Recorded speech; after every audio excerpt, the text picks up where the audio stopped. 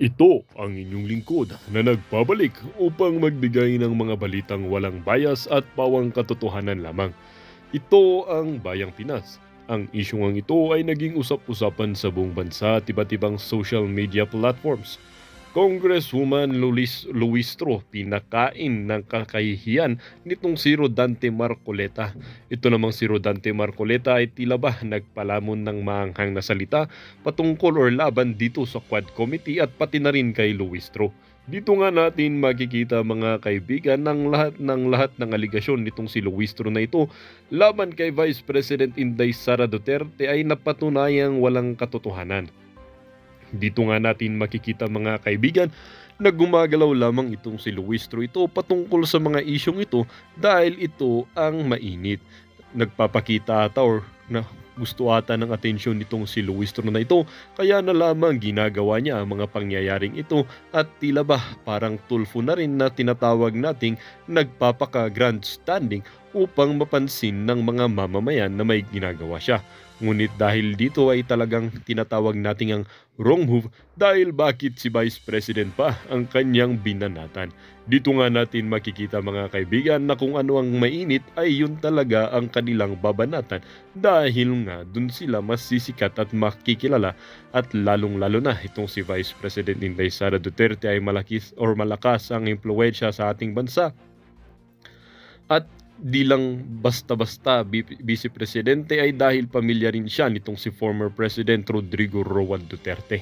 Ito namang Quad Committee ni Tambaluslos na binubuo ni Benny Abante Jr., Franz Castro, Raul Manuel at Estela Quimbo ay hindi rin nakaligtas sa mga maanghang na salita o nabanat nitong si Rodante Marcoleta patungkol sa kanilang pinaggagawang mga kabalbalan at katarantaduhan sa loob mismo ng Kamara.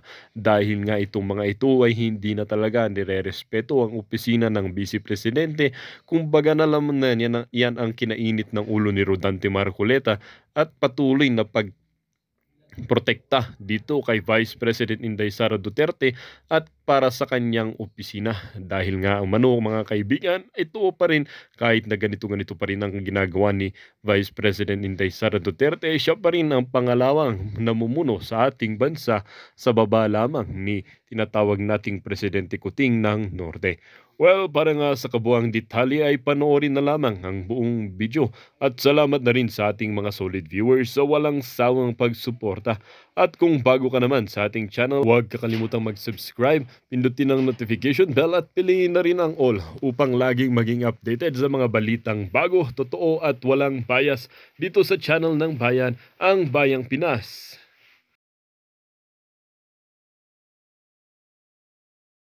Content yun. Marami hong nalungkot, lalo na dun sa energy, dun sa appointment, dun sa mga committee na yon, talaga hong nakikita nating nagtatrabaho itong si Congressman Rodante Marcoleta. Nang dahil sa politika, nang dahil sa pagtayo niya kung ano ang tama dyan sa House of Representative, pinag-initan ho siya ng mga tambaluslos dyan sa House of Representative. At ang matindi ho dito mga kababayan, hindi ho minority ang si Congressman dyan sa House of Representative. Isa ho siyang majority. Kasama ho siya sa majority block dyan sa House.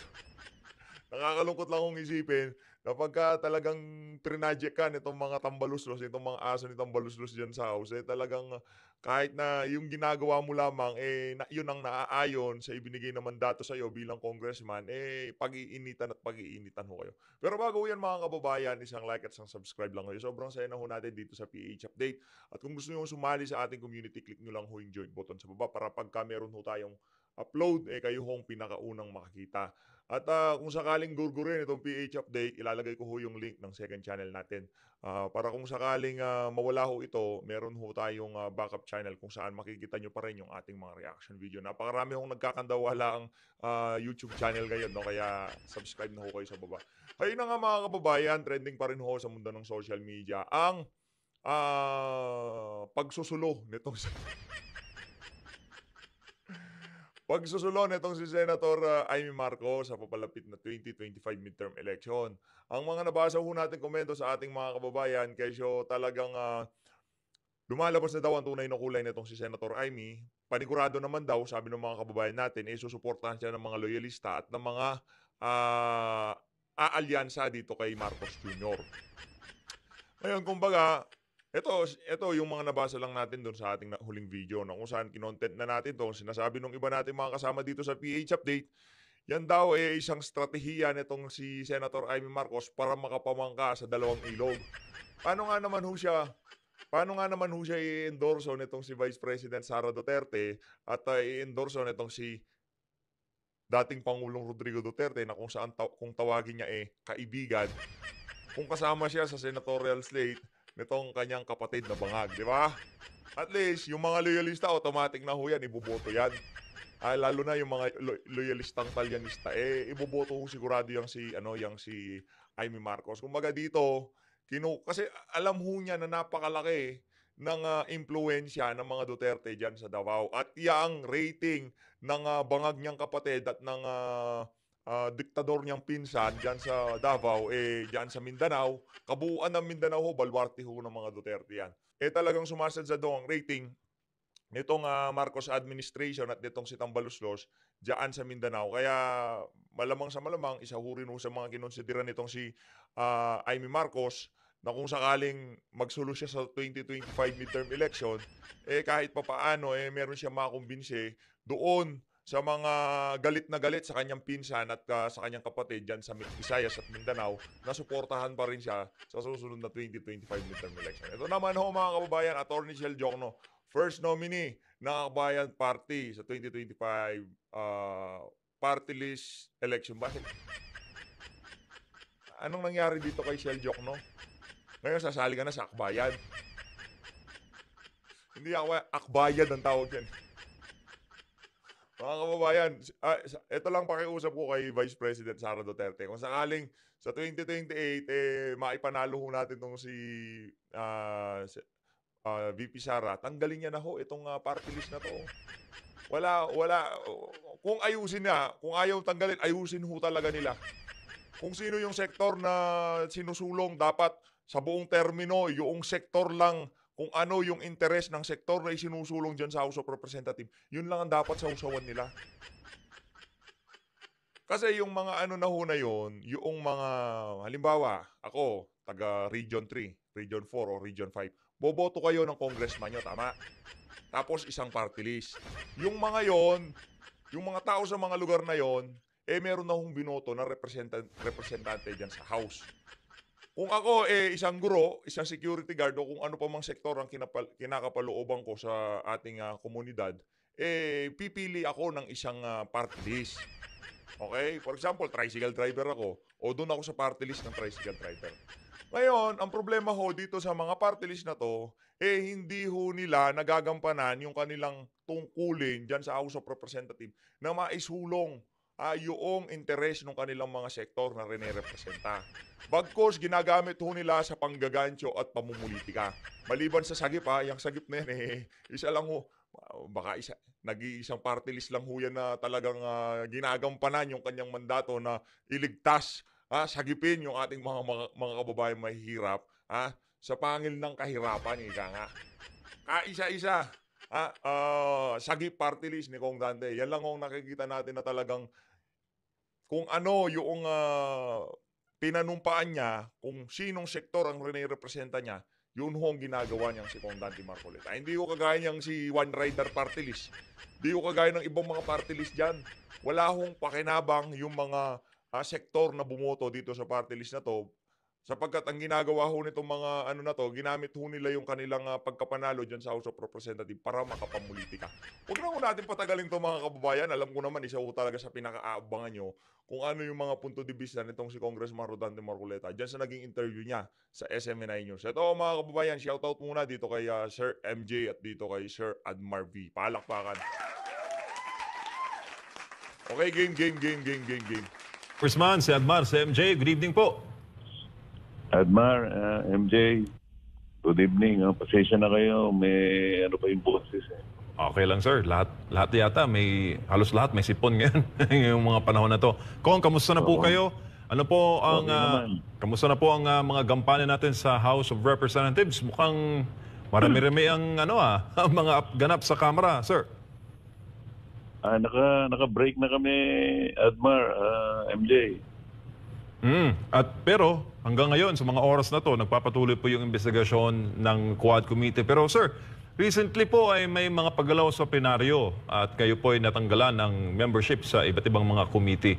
Pati na po yung makapangyarihang Commission on Appointments. Kayo po ba ay nagulat sa hakbang na ito ng liderato? Naman ako nagulat dahil sa alam ko kapag nakapag-isip sila na gagawin sa isang kasama nila kahit sa majority, talagang ginagawa nila. Ang naging problema lang sa akin ay wala naman akong maisip na kasalanan sa kanila. Sapagkat ang pinagtatanggol ko naman mulat-mula pa ay yung katwiran lang. Malinaw naman na nasabi ko sa kanila at wala naman silang may bibigay na counter-argument na sa pamamagitan ng tradisyon namin, ay hindi na namin pinagtatatanong yung mga opisina ng presidente at opisina ng vice president. Ngayon lang ako nangyari ito. Masama ba yun? Kasi pinalilitaw nila na gusto nilang magtanong. Ngayon lang sila nagkaroon napakalaking interes at napakarami nila. Sabi ko, taliwas na yan ako sa ginagawa natin sa mahabang panahon. Gusto ko lang malaman kung bakit nag-iba na tayo ng patakaran. Masama ba yung magtanong ka ng gano'n? Sa tagal ko na yata sa House of Representatives, nakita ko na yung ganong klaseng mga tradisyon na pinangalagaan namin sa matagal na panahon. Ayun, kung minamasama nila yun, nasa sa kanila yun. Congressman, kayo po ba ay naabisuhan hinggil po doon sa hakbang ng liderato o na all of a sudden, narinig nyo na lang po na gano'n po ang desisyon sa plenaryo? Wala nga. Hindi naman nila ako aabisuhan. Gano'n ang kanilang mga ginagawang patakaran ngayon. Wala nang Ako, kapag napakabastos, no? nakita Grabe. ko na yung mga bagay na yan, kapag nakagawa ka ng mali na maaari nakita nila na mali sa tuntunin, taliwas sa tuntunin, ginagawa yun. Pero sa akin, ang nakapagtataka, wala naman akong kasalanan na ginawa. Nangangatwiran ako base sa aming regulasyon. Pati yung ni-raise ko na punto na hindi na dapat pinayagan na nag-privilege speech yung isang representative ng Maynila sapagkat bawal na yon, sapagkat yung budget bill ay nasa plenaryo na at dinidiscuss na rin sa committee. Bawal yun sa tuntunin namin na magsasalita ka pa ng isang bagay na may kaugnayan doon sa bill na nakalatag na. Masama ba yung paalalahanan ko sila na meron kaming tuntunin? Hindi naman nila masagot sapagkat mali nga sila. O pagkatapos ako ngayon ang tatanggalan ng... Ito yung kabaligtaran, ito yung kabalintunaan. Pinaalalahanan ko na sila ng mga mali nila, ayaw pa nilang aminin, ako ngayon ang tinangkal. Yun ang pagtataka. Tsaka, Kong, di ba kumukonsulta sila sa iyo bilang isa sa mga veterano at mga senior na mambabatas dyan sa mababang kapulungan? I believe, pag mga ganito na po na statute bilang pong mambabatas, dumudulog po yung mga baguhan sa inyo at maging yung liderato. Paano po itong nangyari? At kayo po yata ang natanggalan ng mga membership ng committee. Ayun nga, hindi nga nila inaasahan na magsasalita ako patungkol dun sa pagtalakay sa opisina ng Vice President kaugnay ng kanyang budget. Ayaw nila siguro na merong pumigil sa kanilang ginagawa sapagkat meron sila siguro din na hindi ko alam kung saan papunta. Pero ngayon, obviously, na ginagawa nila ito para sa ganun, makakuha sila ng kahit anong bagay na makapagpapahiya sa Vice President. Hindi naman ganun ang patakaran namin . At palagi nilang sinasabi, yung mga bagitong mga abogado na bagito rin namang mga miyembro ng Kamara, yung sinasabi nilang public office is a public trust. Ang layo naman ng argumento na yun . Kung sana yung nagsalita na yun ay hindi abogado, hindi abogada, hindi na ako magtataka sapagkat hindi niya maring hindi niya naintindihan ang kaugnayan na sinasabi niya . Kaya lang abogado yung nagsasabi eh. Kaya medyo nakapanlulo mo, nakalulungkot kung bakit pati mga abogado sinasadya na nilang maliin yung kanilang pag-i-interpret pati provision ng saligang batas.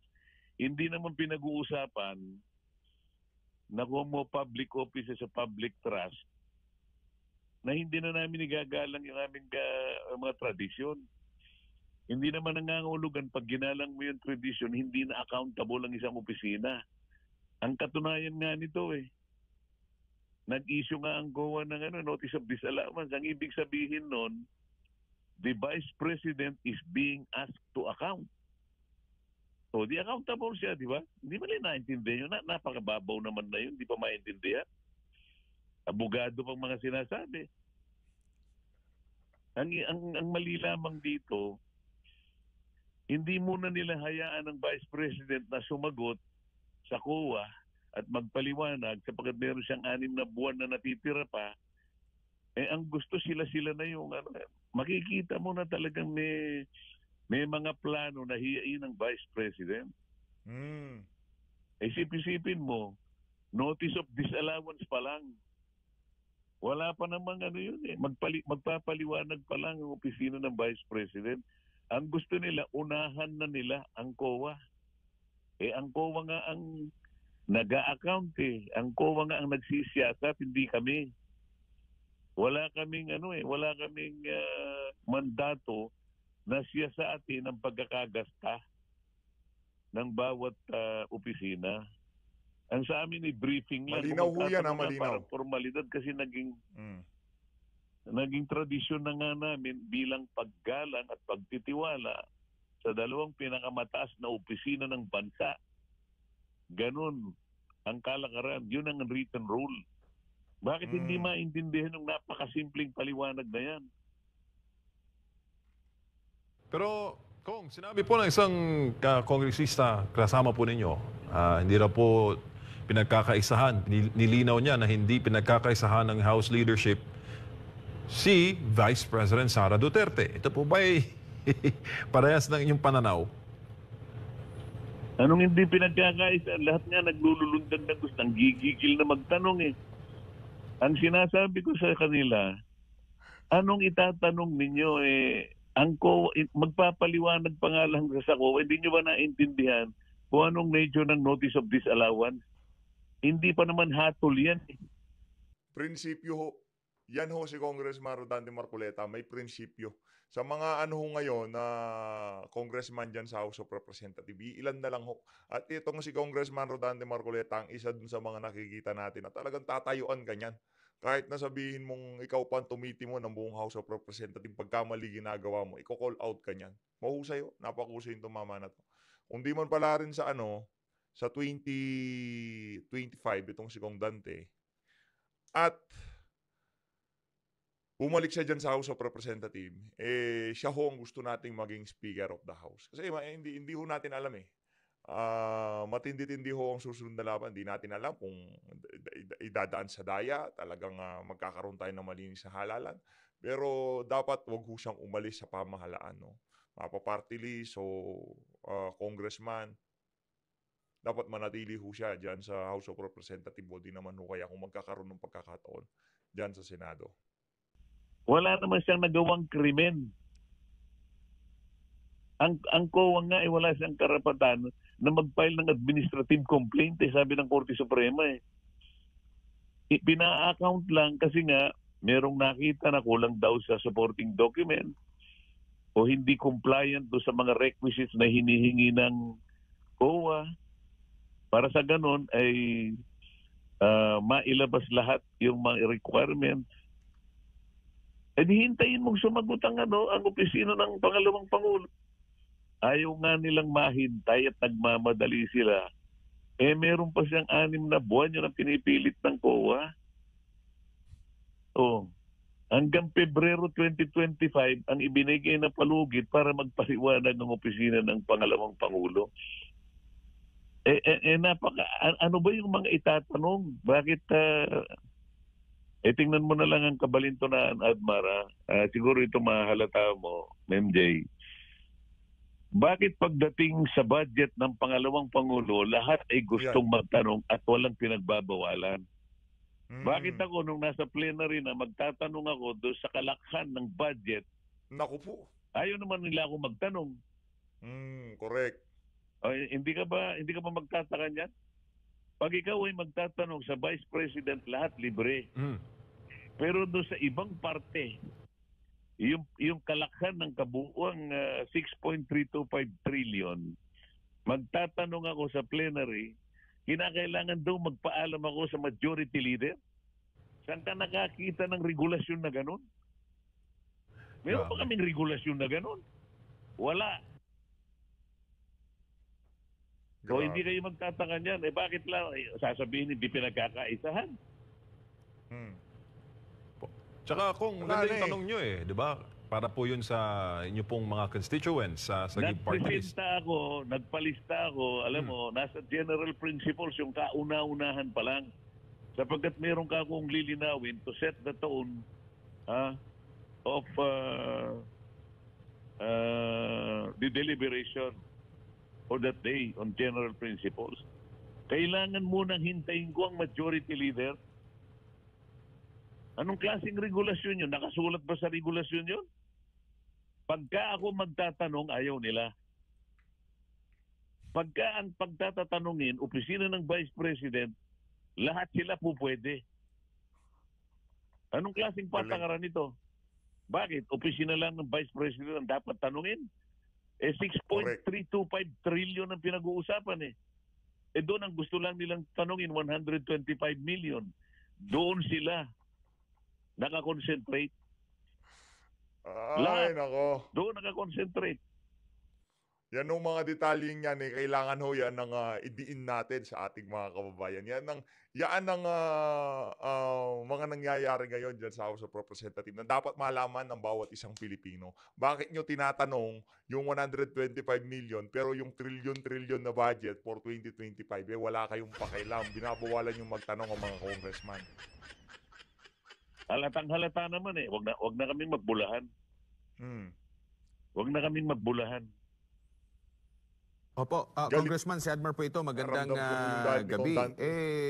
Sinabi po sa speech ni Speaker na dapat dumaan sa proseso. At sabi mo nga, kabilang din sa proseso yun na magtanong din sa pangkabuuan. Dahil hindi lang naman yung budget ni BP Sara ang tinatalakay, kundi kabuuan. So, paglabag din ito sa mismong pagsasabi, sa sinabi ng mismong leader ng Kamara. O ayan ang tanong mo ngayon. Yun nga po, kasi dahil bakit hindi sinusunod nitong mga kasama nyo po sa Kongreso itong mismong sinabi ng kanilang leader? Double standard na nga nangyayari, Admar Pagka sa ibang panig ng budget, ayaw na nilang magpatanong. Pagka yung opisina lang ng Vice President, doon ka lang pwedeng magtanong.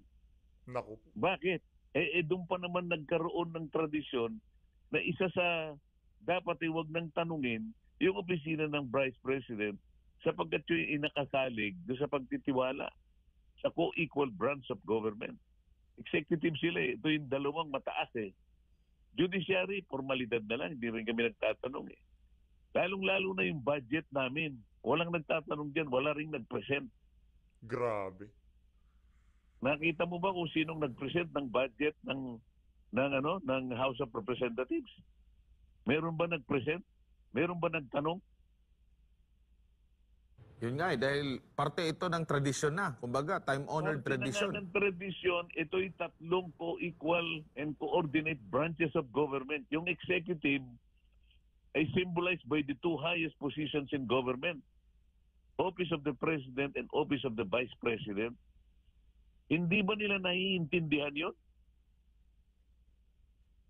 Sabi ko nga sa'yo, kung yung mga nagsipagtanong na yon ay hindi mga abogado, baka napagpasensyahan ko na sila Alam mo, ayaw ko nang patusin yung mga yan. Abogado pag nasabi, akalay mo sasabihin, ay katuwiran lamang ng sapagkat we are the power of the force. Si Luistro. Binanatan ni Kong Dante dito si Luistro. Mario Joseph naman ang pangangatwira. Saan ka naman nakakita ng pangangatwira?